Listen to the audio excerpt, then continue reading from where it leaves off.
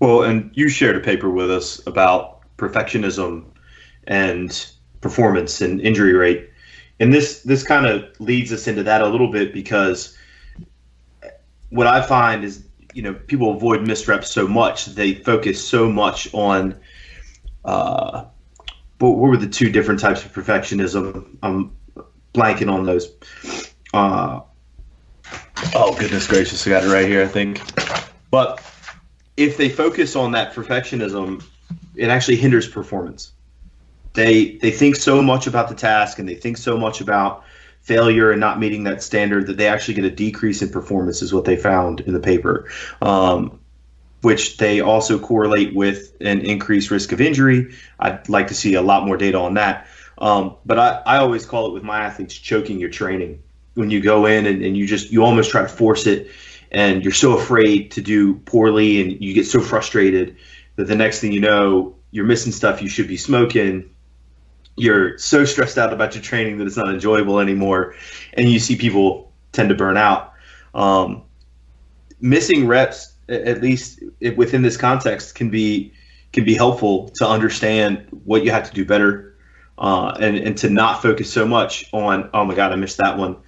My training block is destroyed. My fatigue is so high. What am I going to do now? Instead, you can go, okay, well, let me have people help me put the bar back up and course correct and figure out what I've got to do to make that right this time. It helps create a little bit healthier of a mindset moving forward. And I think it also helps. So when that happens too, the frustration of the lifter. So this is a sport that is going to get frustrating at times.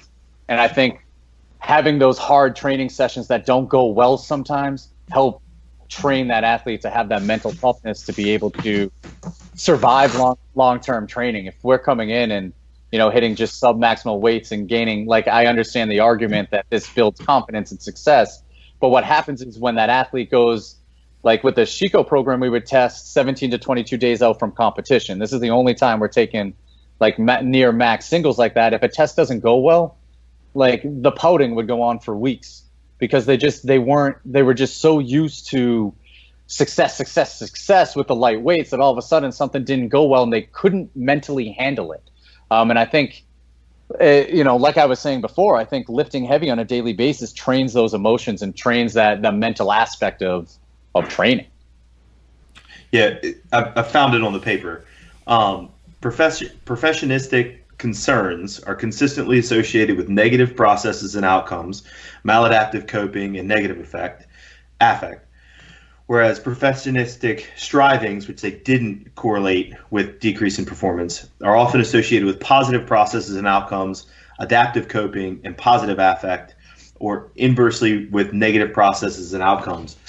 So obviously athletes that want to do well and really work to try to do better, and they have those perfectionistic strivings, is a good thing. But when they focus on mistakes and they let mistakes beat them up, like you're talking about, Kevin, 21 days out, they don't hit the squat they want, or they don't hit the bench they want, or they don't anticipate, that's just one day. That's a snapshot of where you are right now, and it can't predict where you're going to be 21 days from now. And the pouting starts and the negativity starts, that can decrease performance. And it does, and that's what I saw. So when a test didn't go well, so now the change, so, I had 22 lifters compete in the month of April. And there were times, so I'll put an exercise in, we'll start at 5s and 4s, and it's there for them to get used to it. And then we drive them up to singles. So when we were getting closer to the competition, we were taking singles of the competition lifts about 2 weeks out. And there were a few lifters that didn't hit the numbers that they wanted to hit at that time period. And this time around, because they've missed lifts in training, a few of them were just like, hey, I know that's not here today. I'm going to back off. I'm just going to get some work in. I'm going to attack my accessory work. I know it's going to be there on the platform. Where, a year ago, if we had done the same thing, they literally would have just stewed in those negative thoughts until they ended up having a bad meet. I have a question to throw at Quinn, because I think weightlifting, where it's just as frustrating of a sport, But weightlifting, I feel like at times misses are more expected. Am I off base on that? I think powerlifting has this thing where almost every lift has to be perfect, especially when you're doing the competition standard. But there's more leeway for different positions, drilling different positions, pulling from different positions in weightlifting. And that strive for perfection is a little bit less. And what do you think on that? I think the strive for perfection is pretty comparable, just because of the technique orientation, or just the focus on technique.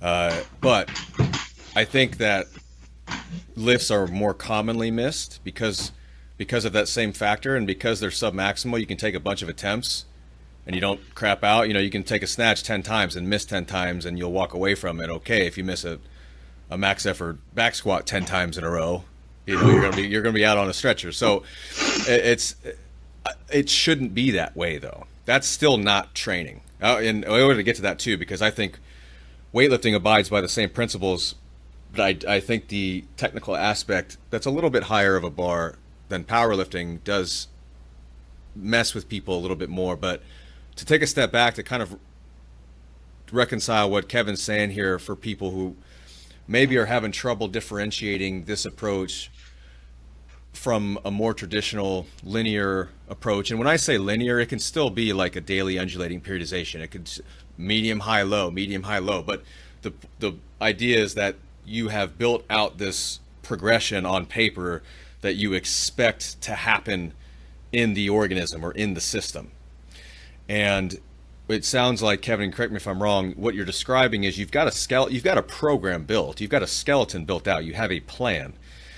But each day, going up to a heavy RPE is still relative to the athlete. And John, like you said, you might hit that 8.5, 9.5 RPE, but that doesn't mean the actual external load on the bar is going to be, if it's a good day, then that's going to be higher. If it's a bad day, maybe it's a little lower, but you're still hitting that relatively heavy set. And that's every day to drive an actual training response. And Kevin, are you you're just kind of allowing, if fatigue crops up and it seems to be a consistent pattern where it's affecting performance on subsequent sessions, then you can make an adjustment. But let's say they have a single bad session. Well, maybe that's just noise. Let's see how the rest of the sessions go. Let's see how their performance emerges after this. We'll just monitor that. Is that accurate?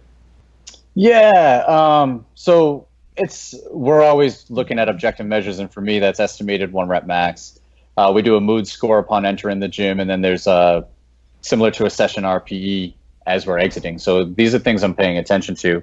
But one bad day, let's see what happens in a couple of days. One bad week.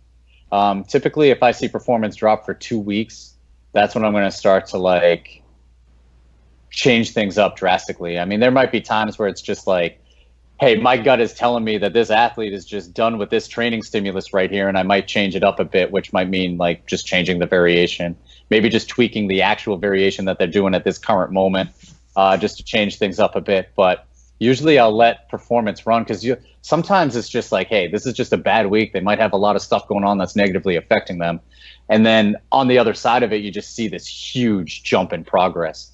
And a lot of times too, this is just a correlation, nothing more than that.